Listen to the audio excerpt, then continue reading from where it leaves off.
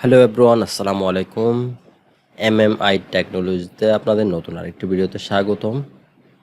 আজ আমি আপনাদের দেখাবো কিভাবে আপনারা মোবাইলে তোলা একটি ছবিকে পাসপোর্ট সাইজ এবং স্ট্যাম্প সাইজ করে কিভাবে প্রিন্টেবল আপনারা রিসাইজ করবেন সেটাই দেখাবো।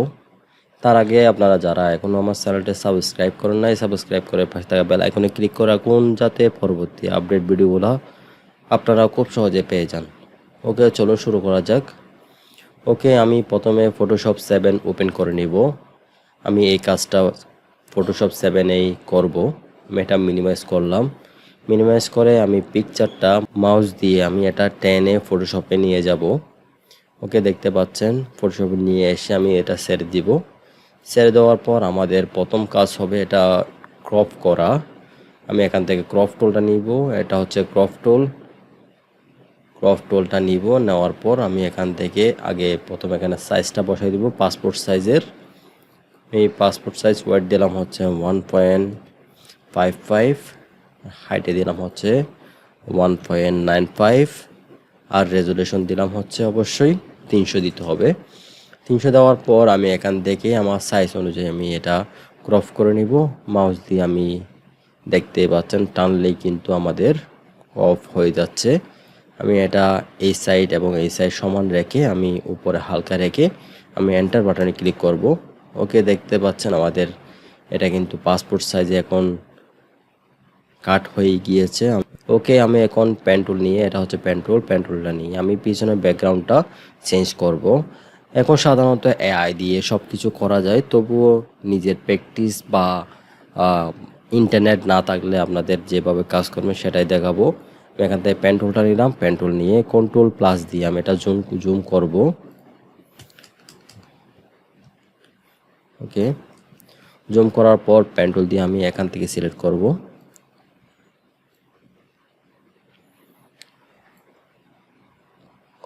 অল্টা দিয়ে এই যে লম্বা টানটা আসছে এটা আমি অল্টার মাউস দিয়ে ক্লিক করলে কিন্তু চলে যাবে।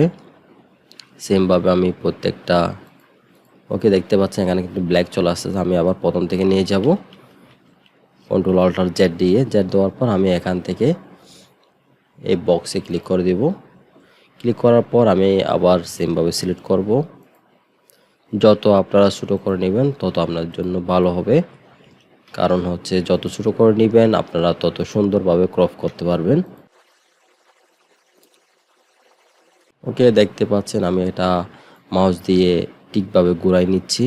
নেওয়ার পর এখানে যেটা বের হয়েছে আমি এটা অল্টার চেপে ধরে মাউস দিয়ে ক্লিক করলে কিন্তু এটা চলে যাবে। ওকে,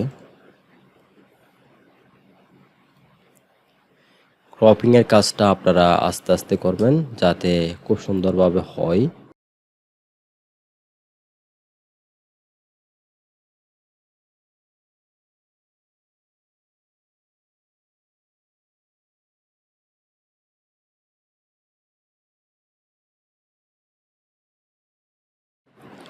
ওকে, দেখতে পাচ্ছেন আমার কিন্তু ক্রপ করা হয়ে গিয়েছে। আমি এখন চারপাশে বাইরে সিলেক্ট করব। এইভাবে বাইরে ক্লিক করব। ক্লিক করার পর এখানে যে পয়েন্টটা দেখতেছেন এই পয়েন্টটা আমি ক্লিক করে দেব। ক্লিক করার পর আমি এখান থেকে বাইরে ক্লিক করব। বাইরে ক্লিক করার পর আমি মেক সিলেকশন দিব। মেক সিলেকশন দেওয়ার পর 0 দিয়ে দিব। 0 দেওয়ার পর ওকে বাটনে ক্লিক করব। ওকে বাটনে ক্লিক করার পর আমাদের ফার্স্ট কাজ হচ্ছে আমাদের ব্যাকগ্রাউন্ডে সিলেক্ট করতে হবে। ব্যাকগ্রাউন্ড অনেকে আছে ব্লু দেন অথবা অনেকে আছে হোয়াইট দেন। আমি এখান থেকে হোয়াইট দিলাম। হোয়াইট দেওয়ার পর আমি ওকে বাটনে ক্লিক করলাম। ওকে বাটনে ক্লিক করার পর আমি এখান থেকে ডিলিট বাটন ক্লিক করব। ওকে, দেখতে পাচ্ছেন আমার কিন্তু ব্যাকগ্রাউন্ডটা চেঞ্জ হয়ে গিয়েছে। ঠিক আছে, আমি এখান থেকে যে ফেদারটা আছে যে দেখতে পাচ্ছি একটু একটু সবুজ টাইপের, এটা আমি বাদ দেওয়ার জন্য কন্ট্রোল অল্টার ডি দিব। ডি দেওয়ার পর এখানে 5 দেখতে পাচ্ছেন, আমি এখানে 1 দিব। 1 দিয়ে ওকে বাটনে ক্লিক করে দিব। ওকে বাটনে ক্লিক করার পর কন্ট্রোল ব্যাক স্পেস কয়েকবার দিলে কিন্তু আপনারা দেখতে পাচ্ছেন এখানে কিন্তু যে ব্লু টাইপের আছে এটা কিন্তু চলে যাচ্ছে। ঠিক আছে, আমি আমার সুবিধা অনুযায়ী করে নিয়েছি। ওকে, আমি এটা মিনিমাইজ করলাম। মিনিমাইজ করার পর আমি এখান থেকে পিকচার এটার ব্রাইটনেস বাড়াবো। আমি এখান থেকে কন্ট্রোল এম দিব। এম দেওয়ার পর একটা অপশন আসবে, এখান থেকে আপনারা এখানে রেড রাখবেন। রেড রাখার পর মাউস দিয়ে এটা একটু উপরে তুলে দিবেন। দেখতে পাচ্ছেন সাদা এবং একটু লাল টাইপের হালকা একটু ব্রাইটনেস বাড়াই দিব। আপনার সুবিধা অনুযায়ী আপনি করে নেবেন। করে নেওয়ার পর আমি এখান থেকে ওকে বাটনে ক্লিক করে দিলাম। ওকে বাটনে ক্লিক করার পর আমি এখান থেকে সেমভাবে ইমেজে যাব। ইমেজ থেকে আমি যাব হচ্ছে অ্যাডজাস্টমেন্ট, এরপর আমি এখান থেকে যাব সিলেক্টিভ কালার। ওকে, আমি এখান থেকে যেহেতু আমারটা হালকা একটু লাল টাইপের আসছে, আমি এটা রেড রেখে আমি এখান থেকে একটু ব্ল্যাকটা একটু কমাই দিব। ওকে, আমি এখান থেকে আবার সেমভাবে কালার চেঞ্জ করে ব্ল্যাক করে দেবো, ব্ল্যাক থেকে এখান থেকে ব্ল্যাক একটু বাড়াই দেবো। ওকে, দেখতে পাচ্ছেন আমাদের পিকচারের কাজ কিন্তু কমপ্লিট। এখন আপনারা অনেকে আছেন মুখের স্পট থাকে, স্পটগুলো আপনারা ডিলিট করবেন।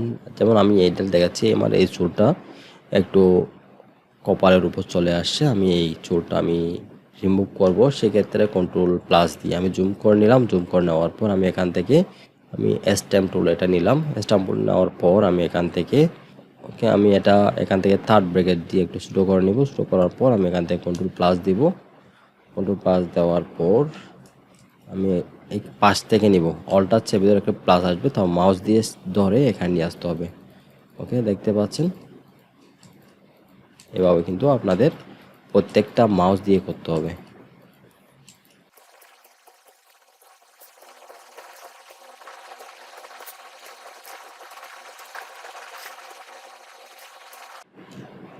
ওকে, দেখতে পাচ্ছেন এটা কিন্তু রিমুভ হয়ে গিয়েছে। আমি একটা আর একটু ক্লিয়ার করে দেবো। আর একটু ক্লিয়ার করার পর এই টুলটা নেব, নেওয়ার পর একটু বড় করে সেমভাবে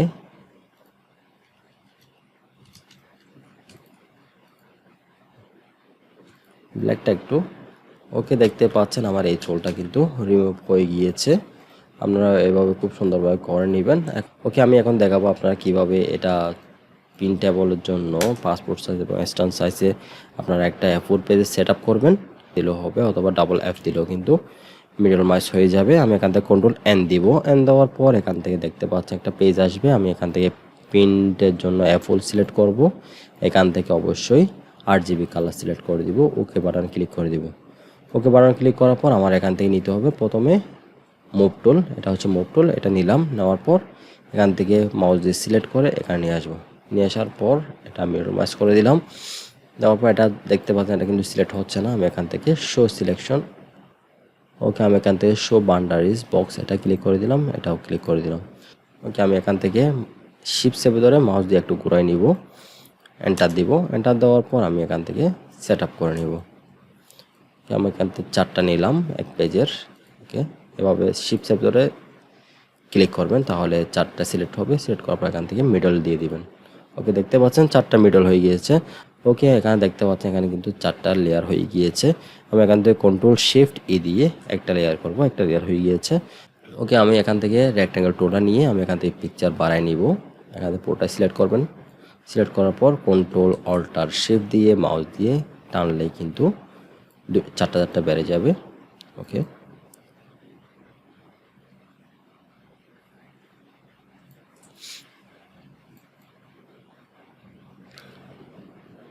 ওকে, দেখতে পাচ্ছেন পুরো পেজ কিন্তু হয়ে গেছে। আমি এখানে রাখছি অল্প স্টাম্প দিব, সেক্ষেত্রে ডাবল F দিয়ে আমি এখান থেকে সেম বড় করব। বড় করার পর এখান থেকে ক্রপ টুলটা নিব। নেওয়ার পর আমি এখানে রেজুলেশন সব কিছু একটু আগে শুধু রেজুলেশনটা 160 করে দেব। দেওয়ার পর এন্টার দিয়ে দেবো। এন্টার দেওয়ার পর এটা সেমভাবে সিলেক্ট করার পর এন্টার বাটনে ক্লিক করব, তাহলে ছোটো হয়ে যাবে। এটা সেমভাবে মুভ টুল নিয়ে A4 এ সেট আপ করে দেব। Middle মাইস A4,